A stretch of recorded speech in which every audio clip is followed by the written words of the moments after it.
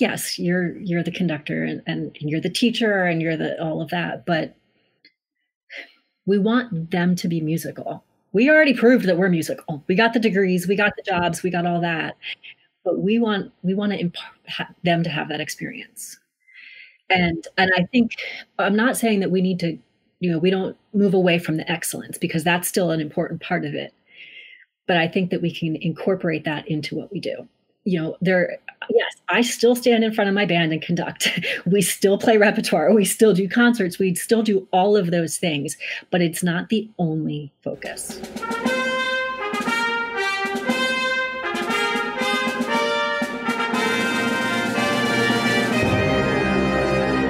Hello, everyone. Welcome to Everything Band, a podcast that features conversations with composers, conductors, and performers of music for winds and percussion.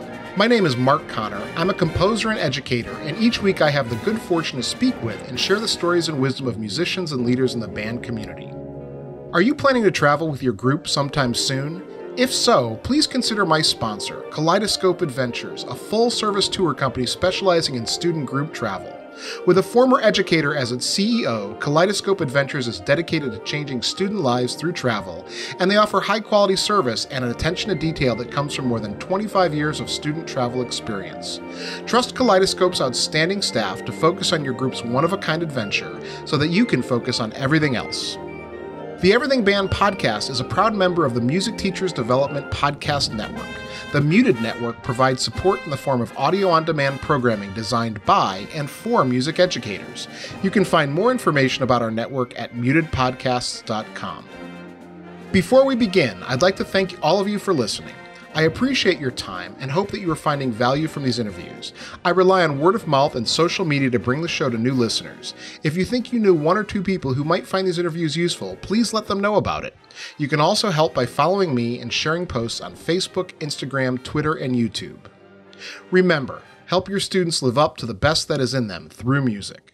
And now onto my next guest, Theresa Hoover Ducassoux. Hi, Theresa. Hey, Mark. Thanks for having me.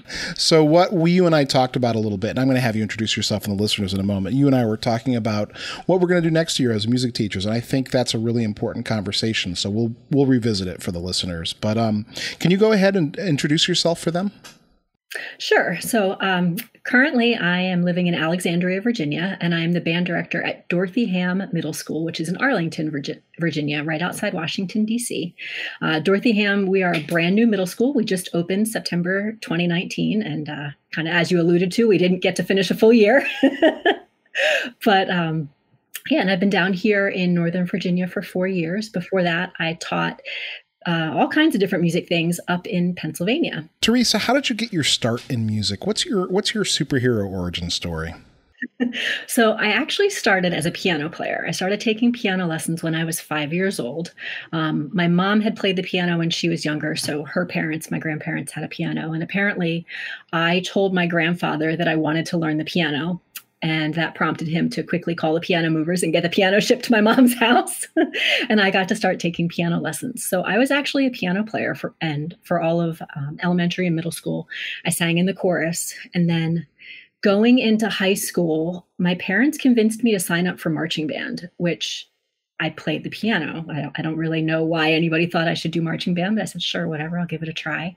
Showed up for the first day of marching band. They said, what do you play? Piano. And they said, okay, well, we're going to put you in the pit and you're going to learn to play the marimba. It's like, all right. And that was kind of the start. I was hooked. I did marching band. I did concert band. I did indoor drumline. I played percussion, mostly mallet instruments. But then I started learning timpani because I was one of the only people in the concert band who could read music and I could read bass clef. So I got to play timpani, even played timpani in our county youth orchestra.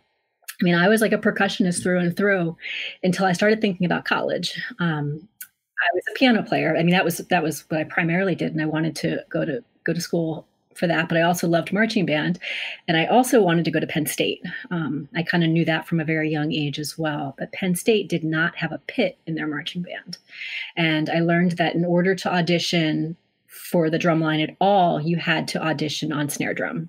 And I mean, I had played around on the snare drum, but I didn't have I didn't have skills on snare drum. So the end of my junior year, I went to my high school band director and said, look, I want to go to Penn State. I want to be a piano major, but I want to be in the marching band. What can I learn? And he said, well, we need mellophones next year. You want to learn the mellophone? Sure, why not? So I learned the mellophone my senior year of high school. And that was like a whole nother awesome experience. I played mellow that whole year, played piano, got into Penn State. Ironically, I did not get into the marching band. I got cut my first year. I only had a year of playing and marching experience. So showed up to my first day of concert band, and they said, what do you play? So, well, I play the mellophone and the xylophone. And they kind of laughed. And it's like, well, here's this French horn. Go see how you do. So I played my French horn audition using all mellophone fingerings, which was, it was fine. I think I was in like the lowest concert band they had. But that was it. Like, it was, here's a French horn, make it happen. Okay, cool. So I did that at Penn State. So my second year, I did get into the marching band. That was awesome. I was also doing indoor drumline. But at Penn State, if you were a piano major, they considered you to be a choral emphasis. So you would take like mostly choral method classes and a couple instrumental. So I went to my very first day of, it was, I think, a choral diction class. And I went to one day of that and said, oh, no, this is not going to work. Went right to my advisors. I need to be band. I need to be instrumental. How can I make this happen? I said, well, if you can get yourself into the French horn studio, you can switch. So went to the French horn teacher, said, pretty please, can I please be in the French horn studio? I'll do whatever you want me to do. And she let me. So at that point, I kind of got an unofficial minor in French horn. And I was able to follow that instrumental track. I mean, and I was a band kid through and through. Like, I had that piano major, but yet I did concert band, I did marching band, I did indoor drumline. I marched 2 years with the Crossmen. No, that was it. Band was what I wanted to do. And I really loved it. Oh boy, I have lots of questions right now, Theresa. Yeah, I know. It's not a typical story. Yeah. So I just want to talk a little bit about Penn State and this whole thing. So now when you were before your senior year of high school, you felt that there was no way you were going to be able to play the snare well enough to get on the drum line. Nope. I don't even know why I thought that, but that was what I thought, and that's what I believed. In retrospect, do you still believe that? Actually, yes. Just having spent so much time in the indoor drumline, they were really talented people. Oh, no. I'm well aware, but I'm just wondering if you couldn't have played bass drum or something. No, you had to audition on snare. Right. I wanted to be like a cymbal player, but you still had to audition on snare. Right. Okay. Yeah. That's just me thinking out loud as I'm listening to your story. And so now we get to Penn State. And now I've taught it at university level for a long time, and I've seen a lot of weird things, but this idea that you had to be tracked choral because you were a piano major, you still did your senior recital, you still were a piano major. Yep. For music education, the recital was actually optional, but I did a recital. I played piano for most of it, and then I did one piece with my horn quartet. Oh, okay. Nice. That's really interesting. I think it was just because I wanted to, but it was fun. Yeah, absolutely. The whole story is really interesting to me, that you were so drawn to band that you would just sort of pursue it no matter what. Well, and I just kind of laugh at the idea that I went in and seriously told them, oh, I play the xylophone and the mellophone, and they didn't tell me to go home. Well, young people tell college professors a lot of funny things. So. Yeah. Okay, so this is a really cool story, actually.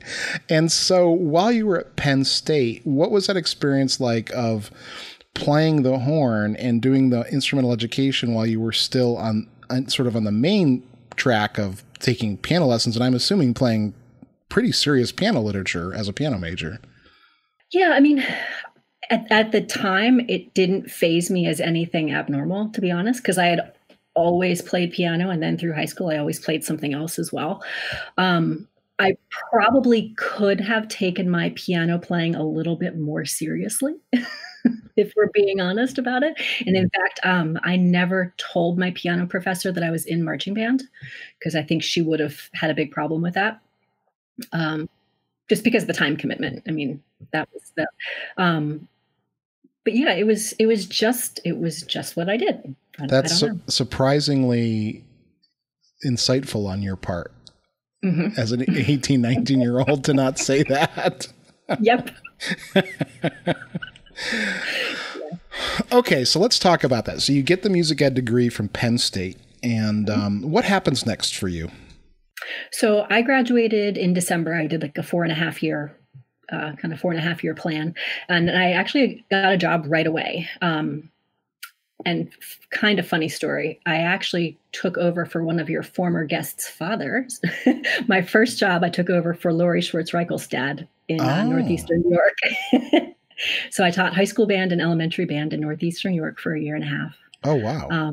And that was my first job right out of college. It was, high school and elementary band. And then moved around a little bit after that and ended up back essentially in my hometown of Westchester, Pennsylvania, which is right outside Philadelphia. Again, did a couple different jobs there, mostly elementary and middle school band, actually in private schools. So, we were talking before, you were mentioning some of your small ensembles, some of the not quite perfect instrumentation. Oh yeah, I know all about that. And, you make it work. But I also feel like those kind of experiences made me a really good teacher because I had to be super creative and I had to look outside of the box. I didn't have a ton of resources. I didn't have any budget. I didn't have all of these things. So you just had to figure out how to make it work and give those kids a really great experience. All right. So you want to tell me about that first job then out of college? What was your experience? That very first one, the one we all remember. It was challenging.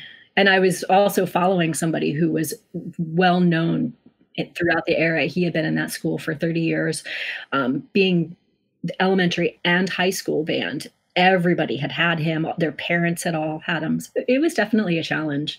I learned a lot. And I think all of us look back on those and go, oh yeah, there's some things I could have done differently.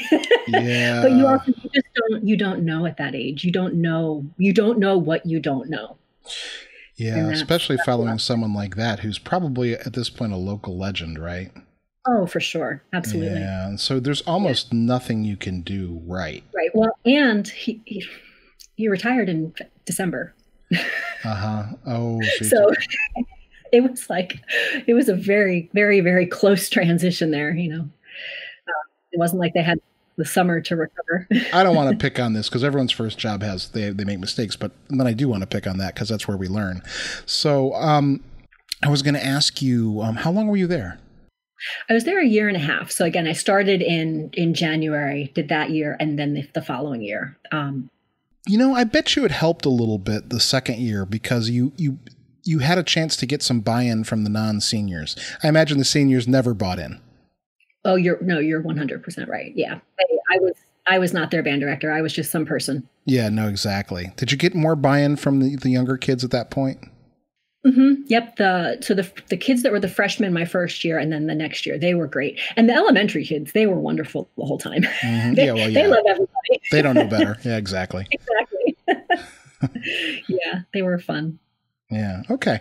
Yeah. Sorry. I just always think about that. That's the hardest thing about taking a new job, especially a high school gig, is the buy-in. And when you're a new teacher and you don't necessarily do everything right, then everything you do wrong gets amplified. It's a really difficult decision, difficult place to be as a teacher. And I know that many of my listeners are remembering that or thinking about that because, yeah. All right, Theresa, I know that you eventually went and got a master's degree in music ed from Westchester. Am I correct? Yes. Actually, the master's was in conducting. Oh, in conducting, not music ed. Okay. Oh, in conducting. Yeah. Yep, from Westchester University. And it was nice that I could do that while teaching. So that was great. And what brought you to Virginia? Actually, it was for my ex-husband's job. I see. Okay. So, yep. But I mean, I was very, very fortunate upon moving here. I got a job in Arlington.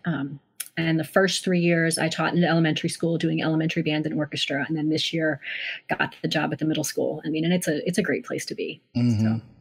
So that's really interesting that you were teaching elementary. What grade level kids were you teaching in elementary band and orchestra? 4th and 5th grade band and orchestra. And what was super unique about this school is every child in 4th and 5th grade had to play an instrument and had to be in the chorus. So There was no recruiting. It was mandatory. They had to play an instrument and they had to be in chorus. So it was a really neat position in that respect. Yeah, that's my school. All the fourth graders have to play an instrument. So I have all of them. And then fifth grade, it's optional, but I usually have like 18 out of 20. Because they just don't, once they do it one year, if all their friends do it. Mm-hmm. But I love the idea. Did you do the choir or no, was that someone else? So we had two general music teachers in the building. They did the choir. However, I actually was the accompanist for the choir. So they had chorus once a week, and it was the full grade at the same time. So we're talking, depending on the year, either 75 or 100 kids. So it was also a numbers thing, just getting another body in the room. So we team taught. And to be honest, that we had a really, really unique and really special thing going on. We were friends. Really respected each other. And the two of them, the two general music teachers, they were both trained in the Feierabend method of conversational solfege. Are you familiar with that at all? No, not at all. So it reminds me a little bit of Suzuki, in that it's a lot of sound before sight. So they do it's kind of hard to explain to band people, but watching them teach it, I was like, oh my goodness, this makes so much sense. So it's a lot of singing, but they also really do learn solfege, and they learn the patterns. So these kids would be able to sing a folk song with words, and then they would be able to go and sing that same folk song with the solfege. And like they could just do that. And they did this so often. So I was watching them do this in chorus. I'm like, oh my goodness, these kids, they called it decoding when they would put it into the solfege. And I'm like, they're totally doing this with like Hot Cross Buns and songs that we play in band. So one day I kind of experimented, and I took what they were doing in chorus with this conversational solfege stuff, and I tried to have the kids do it in band. And it was amazing, because these kids, you could teach them a song and you just tell them, okay, so, trumpets, do is open, re is 1 and 3, mi is 1 and 2. And they would be able to sing the song, know the solfege, and then play it on their instruments. And it's like some band teachers, when we would explain it, they're like, but that's just wrong. They're not learning to read the music. I'm like, oh no, but they do. They would learn to read the music just a little bit later. And these kids, their musicianship was unbelievable. Yeah, I love this idea. Actually, I'm a former oral skills professor, and so, solfege to me is something that's a vital skill for musicians, and I've often thought about it because when I have heterogeneous classes, I really want to teach, and I try to teach sight to sound. I'm sorry, sound to sight. Sound to sight. And I give them the method book in October just because I feel like I'm running out of steam. But last year especially, I was thinking, you know what? I need to teach these kids solfege, because then it's not like, all right, first note, second note, third note. I can say, all right, everyone play me. And the transposition's taken care of. Everything's taken care of. And this idea of having kids transcribe, learn music by ear, it just makes them such better musicians. Oh, but not only that, they were singing. They sang every single day in my band room and orchestra, but those kids sang every day. And that was not a question for them. It was like, okay, let's sing this. All right. They would sing it. Cool. Let's play it. They never, ever questioned singing. Whereas like when I went into my job this year with the middle school, I'm like, okay, let's sing this. And they all stared at me like, is she serious? Does she know where she is? Like the kids, they singing was just what you did. It really was pretty cool. I mean, and the success came from what the other women did in the general music classroom. Like I was just able to build on that, but it was really good. And it was also nice because and maybe you see this with your fourth graders too, when everybody has to play, it's a little bit, the buy-in is different. And some of them are only playing because they have to. And some of them might not be practicing as much because they didn't really want to sign up for that. And the varying, I don't want to say the skill level that they have, but just what they come in with is so different. But this really evens the playing field. It made those kids who might not have been strong readers, it gave them a chance to make music. Because they didn't have to worry about what they saw on the page. They could think about what their ears knew and what they knew how to sing, and then made that come through. Yeah, so I was wondering, since you're a Google certified educator, and this is something that we need to embrace more of. I was wondering if you had thoughts about transitioning if we have to. The hard thing about tech is, yeah, so I'm a Google certified teacher. I'm also a certified trainer. So like I frequently train teachers on using Google tools. However, prior to March of this year, the goal was usually to use those tools alongside of the in-person teaching. So this was very new to me too. And I guess what I always talk about with the tech is it's not about the tech tool. Like, you really still need to have your educational goal first. So you think about, like, what do I want these kids to be able to do musically, and how can I use the technology to support that? And when we're online, yeah, obviously the support is going to look a lot different. But I think you can still look at your musical goal first. So when you're talking about, the creativity stuff, I love it. I love that you're not just saying, well, we can't have bands, so let's just, oh well, because you're looking at all of the other aspects of music that we can still do. Have you ever heard of the Chrome Music Lab? Yes, I've played around with it a little bit. Because that's a great tool for getting kids just into experimenting. And that's what they are. They're all experiments. There's rhythm creators, there's song makers, there's all kinds of just really neat little experiments that are super kid friendly. Like, they don't need the musical vocabulary yet to be able to be successful in there, but yet you can still teach those concepts as you go through. So you can teach what a melody is. You can teach harmony when you show them, look, if we put these two notes at the same time, we're making a harmony. You can embed those concepts in it. I think the other big thing that we need to use the tech for is the relationships. You think about band, it's so social, especially when you're in like elementary, middle school. Most of those kids are in it because their friends are in it. And they think their instrument's cool, but they're also there for those social aspects. So if we can use the technology to continue those relationships and to get the kids to have opportunities to collaborate and to work together and even just to see each other, that's going to be something else that's really vital. Because we all know how isolating this time has been. I mean, I think it's been that way for all of us. So if you can find ways to bring these kids together, whether they are working together on a composition, or if you have them together in a Google Meet and they're able to just see each other through the computer, any of those things that you can do, I think, are going to be really important for the kids. We can't do Zoom band. We know that is not a thing. and virtual ensembles, personally, I can take them or leave them. I don't think it's the same. That's not going to be the focus of my program next year, but the focus is going to be on how can these kids make music? How can they enjoy making music? And what are some ways that we can have them work together? Mm-hmm. Yeah. And so, I mean, I don't want to sound like, but I'm teaching fourth grade beginner. So basically I'm going to more of a general music model because I still want a job. I want to be able to teach. But then you want band kids the next year. And I want band kids the next year. And I want band kids who have a little bit of experience with me and a comfort with me and a comfort with, like, I can teach them how to read rhythms. We can still count. That's something you can do online. That's something you can do in a creativity course that will prepare them. Now we'll see how the transfer goes. Yeah. But, what other ways? I'm just trying to brainstorm here with you. Like, what about like our 7th and 8th grade ensembles? You mentioned, trying to have musical experiences. How do we incorporate the instruments into this? I'm wondering, is there ways to do sort of these exercises, creativity things, online learning, general music with their instruments?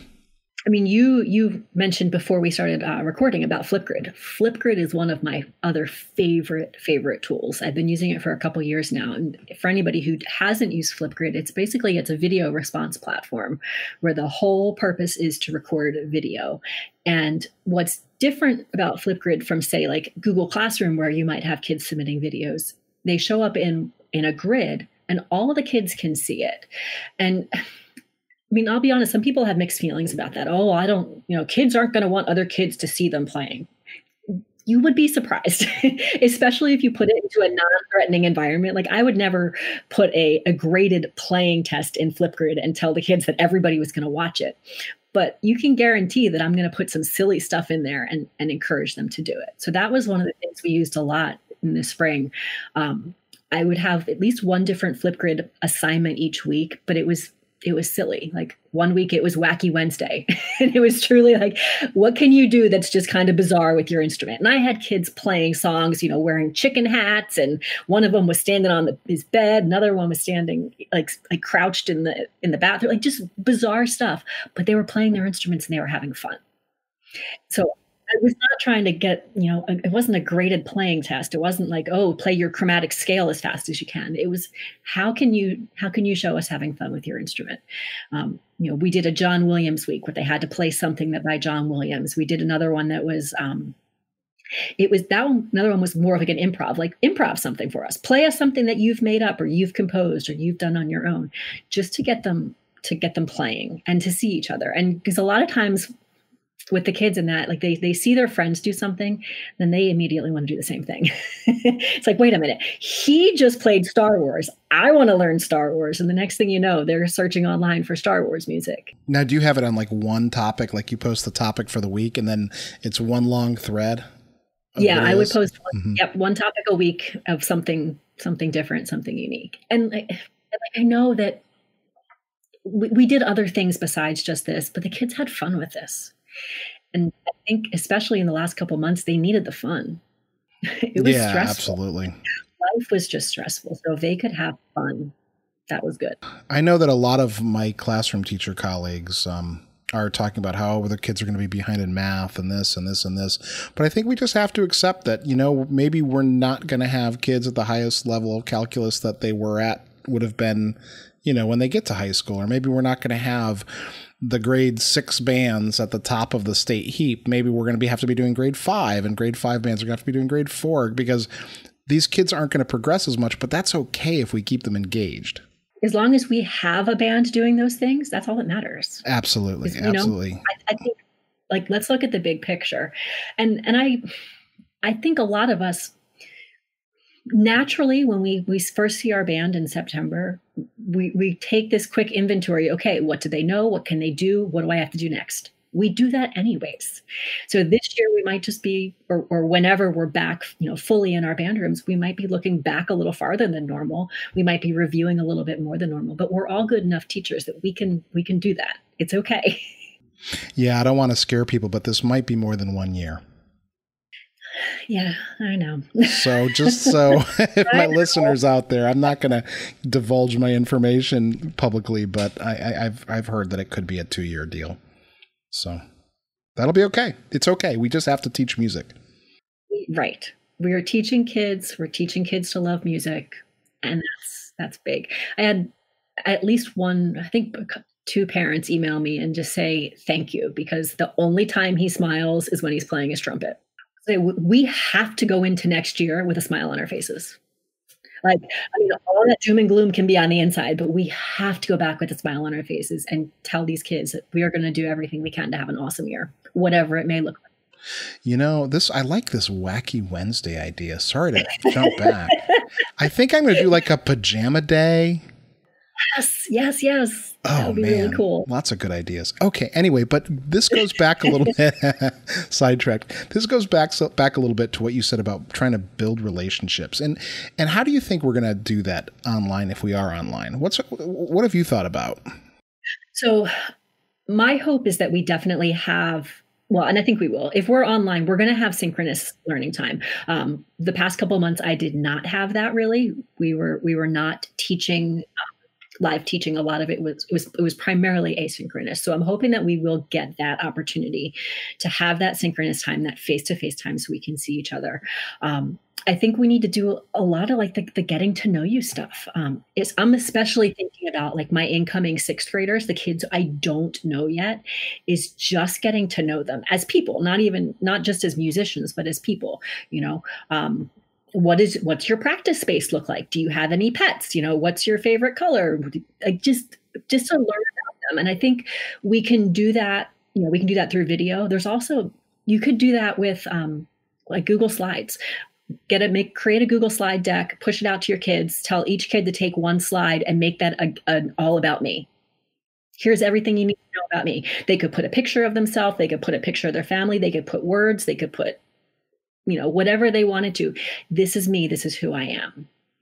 So something simple like that, so the kids can start putting some ownership. Yeah, and that's easy, and I know at least my kids were very comfortable using Google tools, so they'll have no problem, and they're going to be creative. Like, I would say the words picture, you could put words, tell me what instrument you play, and that they're going to put things up there that you never would have thought of. Like, they're just because they're kids, and they're going to take that ownership. And I think that word ownership is also what we have to look at. Like, how can we find out what they want? What is going to make it a good year for them? Like, no, I'm sorry, we're probably not going to get to go to the amusement park, but what could we do that would make this an awesome year? What would you like to learn about? That was one thing that my kids really latched onto in the past couple months was one of their big assignments was completely student choice. They were to go into Smart Music and find a solo that they wanted to work on. And I gave them some like suggested things to look for. I'm like, we'll search this, that'll get you in the right, area. So, but really it's find something that you are interested in. And they loved it. Like, they worked on that music more than anything else. And, the sixth grade clarinet players who maybe hadn't really crossed the break too much yet, they suddenly were, because whatever song they picked was doing it, and they wanted to learn that part. So I think we can look at opportunities to give these kids like give them some more choice. Let them find something that really it really excites them and makes them want to play their instruments. The most successful assignments I had with my younger kids was when I let them choose their method book. By the end, it was like, just pick your favorite between numbers 50 and 60 or whatever it was. And, the kids had more success because of that ownership idea. And I think that's really important because we're trying to empower these kids. Absolutely. And then like, that's something I've really embraced over the past couple of years. Like, I stopped, even when I was teaching beginners, I stopped saying, okay, everybody has to learn Jingle Bells. Well, if I knew the goal was actually for them to learn how to play the concert G, I didn't care about Jingle Bells, but I knew that it happened to have that, that pitch in it or whatever, So I would say to them, okay, I want you to play a song that involves this skill, whether it was a specific note, a specific rhythm, whatever. I want you to demonstrate to me that you understand this skill. And when they could pick any song they wanted to, they had that ownership suddenly. And sometimes I would even say like, oh, you have a choice between Old MacDonald, Twinkle, Twinkle, Little Star, and something else, or you could pick whatever you want. They liked that. And I found that a lot of times they would play more because, well, first of all, they'd play through the three that I picked, decided they didn't like them, then they'd have to go find something else. And before you know it, they've played more than if I had just said, everybody has to play Twinkle, Twinkle. And that's not just beginners. That can be any age range. Think about the skill that you want them to know. And how can you give them that choice? This is the Wiggins and McTee UBD stuff. The idea of the top, starting from the goals that you want, the essential questions, and then working your way towards, the actual day-to-day lesson planning. Right. Yeah. Right. The teacher doesn't have to make all the decisions. Absolutely. So this segues nicely because I teach at a constructivist school, and our whole goal is to have the kids, empower the kids to control or learn through their experiences. And it doesn't always work for band. There's times when I have to, teach the traditional way to get some skills. But this leads me to a book that you've written that's coming out in the fall. Yeah, so I do have a book coming out in the fall. It's called Pass the Baton, Empowering All Music Students. So it speaks exactly what we're talking about right now. Yep. Can you tell the listeners about sort of what it's about and the main ideas? It's about empowering music students. So I have a co-author. She is an elementary general music teacher in Chicago. So kind of funny story if you're up for it. We actually met on Twitter about 3.5 years ago. No joke. We were both participating in a book study. The book was Innovator's Mindset by George Couros, which I highly recommend. And we were, two music teachers in a whole slew of non-music teachers. And we kind of connected and just realized that we had a lot of the same ideas, but I was teaching instrumental and she was teaching general. And as we were going through this book study, we just became friends and started doing some work together, some projects. I would bounce ideas off of her. She would bounce ideas off of me. And one day I was like, we should really just write a book. So we did. And we found somebody willing to publish it, and it was awesome. So right now the editors have it, we're going through all of that stuff. We hope it'll be out in the fall. But what's nice about it is I feel like we've done a really good job of bringing in instrumental, choral, general music, and a variety of different settings and a variety of different ideas, so that really any music teacher K through 12 could pick up the book and feel like it's meant for them, and be able to take away ideas and things that they can use in their classroom. We were able to interview some other really great teachers who are doing similar things that we talk about, and we have their stories in there too. So we wanted to make sure that people felt like it was for them, and not just, oh, this isn't just a band book, or it's not just a general music book. No, this is something that we can all do. And we tried to make it very practical, so you could walk into your classroom tomorrow and try something new. It's not like you have to revamp your entire program to empower your students. It's just the little things that you can do, and you can start tomorrow. So Theresa, it's interesting because, I try to do a couple things with my kids. Like, one of the things I like to do with my kids is have someone come up to the podium during rehearsals and then give comments on balance or blend or things like that, just to kind of have them be part of that musical process. And I'm wondering if maybe you could share some tips for some teachers, and not to give away the whole book, but maybe just a couple little things. Yeah, what you say, that's exactly one of the examples that we give, is just putting a kid up on the podium. And it can be to do what you're talking about, to give feedback on something they hear. I will put them up there a lot for warm-ups. I'll say, okay, hey, today we need to work on concert E flat scale. Go ahead. What do you want to do? And we'll let them hop up there and take it away. And I've had kids who some days will do exactly the same kind of warm-up I would do. I had one this year. She said, Mrs. Ducassoux, can I teach a warm-up we did last year? Yes, of course you can. And she got up and she taught a brand new warm-up that she had done in her old school. And we from then on, we called it the Emma warm-up, and we used it frequently. But she got to get up in front of the group and teach something and take ownership of it. And it meant a lot to her. So we talk a lot in the book about giving the kids a voice and giving them choices. So going back to, as I was saying before, and you said too, letting them pick which song that they were going to play for you for an assessment. That's a big thing.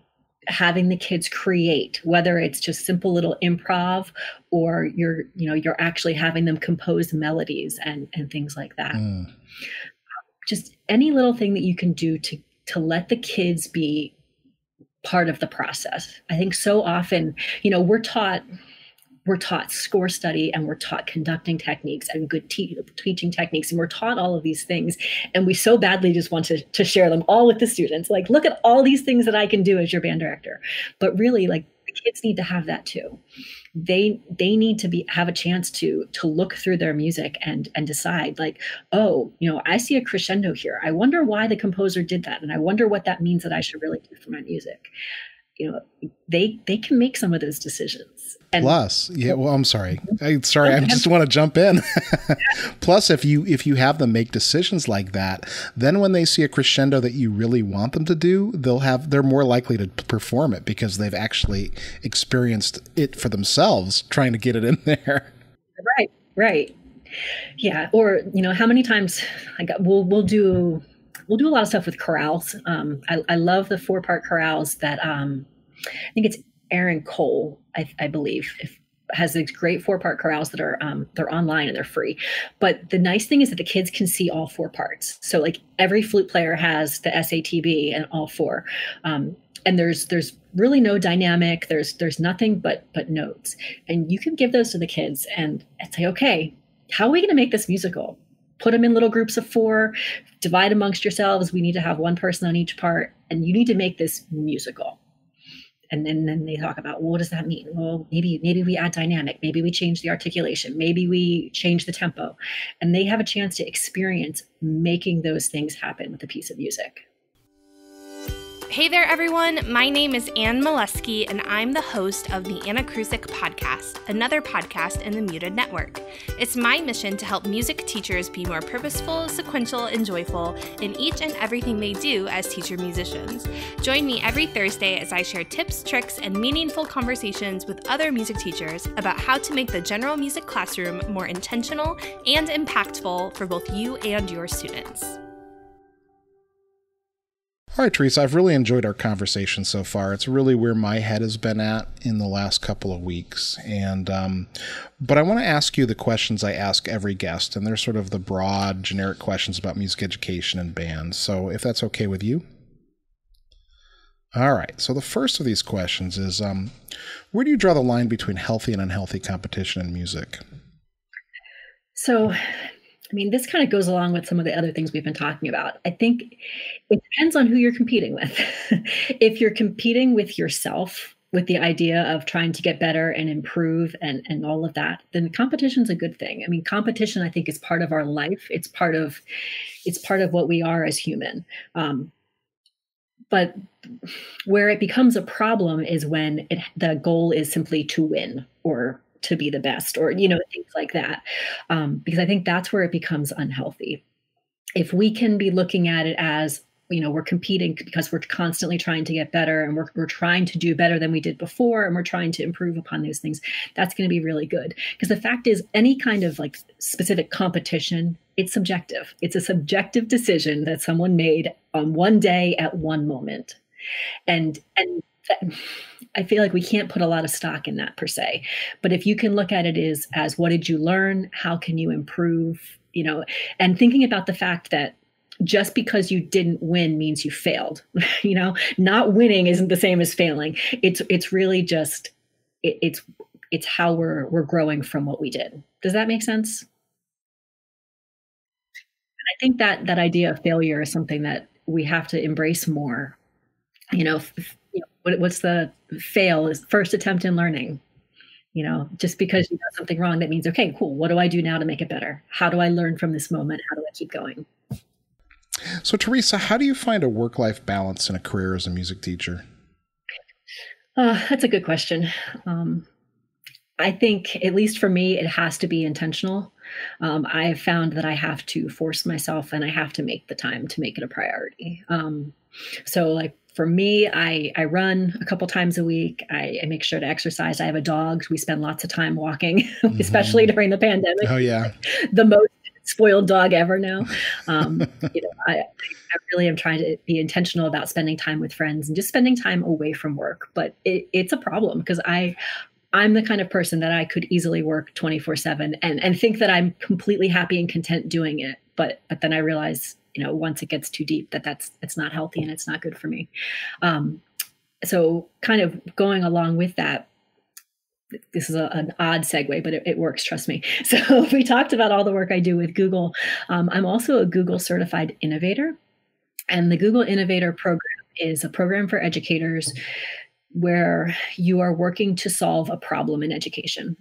And last year, I guess it was probably last April, so 14 months ago, I applied for this program to be part of this innovator program. And when you apply, you have to apply with a very specific challenge in mind or a specific problem in mind. And, I knew I wanted to be a part. I didn't know what problem I wanted. So I polled all my friends and said, well, what's the biggest challenge you see in music education? And, they listed all the things you would expect them to list. But every single person, as I asked them the question, before they would answer, they would have that really big sigh. Well, and you could just kind of see their whole demeanor sink. And I kind of realized that while all of the challenges that they mentioned were valid and they were problems, one of the bigger problems was that music teachers, a lot of them weren't in a good place as far as their well-being went. So I realized that was the challenge that I actually wanted to tackle, is how we could help music teachers take care of themselves better and just prioritize their own well-being in a way that many of them were not doing. So through this program, I got into it. I spent 3 days last July in London at the Google office with a cohort of 36 other teachers from around the world, all different areas. I was the only music teacher. And we worked on these problems, and we were supported by people who had worked with Google, had gone through similar programs, and kind of had this mindset of how do we solve big problems? How do we tackle big challenges and make a difference? So through that, I came up with my project. Once you finish the academy, you have a year to launch a project. And my project is called Tacet for Teachers. And it's a website and Facebook group dedicated to music teacher well-being and dedicated to supporting teachers, music teachers, in taking better care of themselves so that they can have long, healthy careers as music teachers and not end up completely burnt out. And a lot of it just comes from taking time for yourself and remembering that it's okay to slow down. It's okay to say no to things, that being the last car in the parking lot isn't a badge of honor. Going home and spending time with your family is something that we should do and we should celebrate. So I was able to launch that right after spring break this year. And it's good. And it's a good reminder for myself. I kind of joke that it was a little bit selfish because I needed it myself just as much as I recognized that everybody else needed it. But just those reminders to even take 5 minutes at lunch and turn off your computer, turn off your phone, and just sit and have a few minutes to take a deep breath. I started using some really basic mindfulness techniques with my band kids, even prior to the pandemic. We would start rehearsal, 6th grade band, last period of the day. So we would start rehearsal. I'd say, okay, close your eyes. And we would take 3 slow breaths together, open your eyes, and we'd start rehearsal. And just that minute it took for them to sit there and take those 3 breaths, and for myself as well to take those 3, we call them 3 calming breaths, it made a big difference. And we would start much more focused and ready to make music together. So even as teachers, if we could do that before a class comes in, you're going to find yourself in a better space. So I know that was a long answer to your question about work-life balance, but it's something that I've researched a lot and I've put a lot of time into. And I think that it's really important for us as music teachers. Mm-hmm. So now the website is Tacet.com or Tacet for Teachers? Tacetforteachers.com. Okay. And the Facebook group as well, Tacet for Teachers. Yep. Same name. Mm-hmm. Okay. And excellent. It's a lot of resources for music teachers, just practical. It's the idea is that they're just bite-sized practical things that you can do to work towards better well-being. Mm-hmm. Excellent. All right, Theresa, you and I have talked a lot about sort of the current challenges, the coronavirus challenges. Can we skip past that and talk beyond that? And so what are the challenges facing music education and band that aren't involved in a pandemic? So, I've been thinking about this question leading up to our talk today. And I think there's kind of 2 things, and they're similar and they're different at the same time. Part of it is relevance. And this also goes back to what we said too with the ownership, is we need to make sure that we're staying relevant to the kids, that what we're doing in music is meaningful and valuable. Because only sitting on a stage and playing music by old white guys is not going to be relevant. I'm not saying throw that away, because there's obviously value in learning, this great repertoire, but the kids need to see stuff that's relevant to them and to understand why it's relevant to them. So by giving them that voice and that choice and giving them some pieces of ownership along the way, I think that's going to help us, but we really need to keep that relevance. And what goes along with that is also this mindset that we've gotten ourselves in, that of what we should be doing. We have all humans right now, we have this idea that busy is a badge of honor. And we've even given it that idea that kids, they're overscheduled, they do too much. They have this weird idea that in middle school, if they don't take these certain classes, they will never get a career. And it's is that really how we want to be thinking right now? I cannot imagine that an 8th grader not taking Spanish is going to completely mess up his entire trajectory of life. So I think we need to get out of the mindset that we have to be constantly scheduled, we have to be constantly doing, and these kids have to be doing these certain things. Just let them be kids. If they want to play music, let them play music. If they want to be, if they want to be doing these things, let them do, and don't feel like they have to have every moment of their life scheduled. And I think if we can get rid of some of that, they'll have more time to enjoy the music making. instead of just thinking of it as one more thing they have to squeeze in. All right, Theresa, I have just invented a time machine, and I'm going to take you back to the afternoon of your high school graduation. What are you going to tell yourself? So just to remember to enjoy it. I mean, and it being everything. I wouldn't change anything. I think the things that I've done and not done over the years, like, truly made me who I am today. But I think I definitely have rushed through things and could slow down a little bit and take time to just enjoy all of the different moments. And maybe that even goes back to the work-life balance thing, just remembering to enjoy every moment. If you had a choice, what would be the final work for wind ensemble or band that you would conduct, and why? So what's funny is I've been listening to your podcast for a while now, and I've been thinking about this exact question for a long time now, just as I listen to various people's answers. And I've never had a good answer. So, this week when I finally realized that I had to come up with an answer, I had to kind of dig deep. So earlier this week, I was looking through my stack of scores because I'm getting ready to do a little virtual conducting workshop in a couple of weeks. And I paused at one score and I was like, oh, this is the one. So for some reason, I've always wanted to conduct La Fiesta Mexicana by H.O. and Reed. I played it in college. And then when I was doing my master's, I did a pretty in-depth study of it. And for some reason, it's always been one that I'm like, oh, I would love to conduct that. And as a middle school band director, obviously, there's not really high on the list of things I'm going to be conducting in the next few years. But I think that's one that I would love to conduct sometime. So it's hard to say, do I want that to be my final work? I don't know. But it's definitely one that I hope that I have the opportunity to do someday. This is an odd question in the middle of a pandemic, and we talked about your upcoming book, but is there anything else that you'd like to share or promote, Theresa? I mean, honestly, the book is the big thing, and I'm You're really almost done. about it. Click the green continue button. It was one of those things that to say, like, I'm going to write a book and then actually do it was pretty big. And so I'm very excited. And we do have a website up. It's called passthebatonbook.com. We'll be putting info up there as it comes. We just settled on a cover design like 2 days ago. So I'm really excited to get that onto the website in the next few weeks. And so I think that's the biggest thing. And if anybody has any inkling of learning more about empowering their music students, then I would recommend they check it out. Theresa, how can people get in touch with you?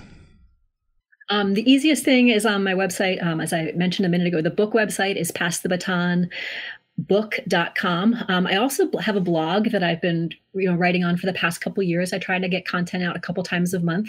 My blog is called offthebeatenpathinmusic.com. A lot of that has to do with technology. Well, these days it's mostly technology and how we can use that intentionally with our music students. So I would recommend check that out. There's also a way to email me from that. If you're on Twitter or Instagram, I'm pretty active on both. My handle is @musicaltheresa. And yeah, I love connecting with people. I love having conversations, brainstorming. Like, I love it when friends will email me, hey, how do I do this? Or, I want to do this with my music students. How do you recommend, incorporating tech with that? Or what tech tool could I use to do this kind of thing? And I enjoy those conversations. Like, I enjoy the problem solving and the troubleshooting and making things work. So please do reach out. It's going to be fun. Absolutely. Theresa, thank you so much. Yeah, thank you. I really enjoyed our conversation.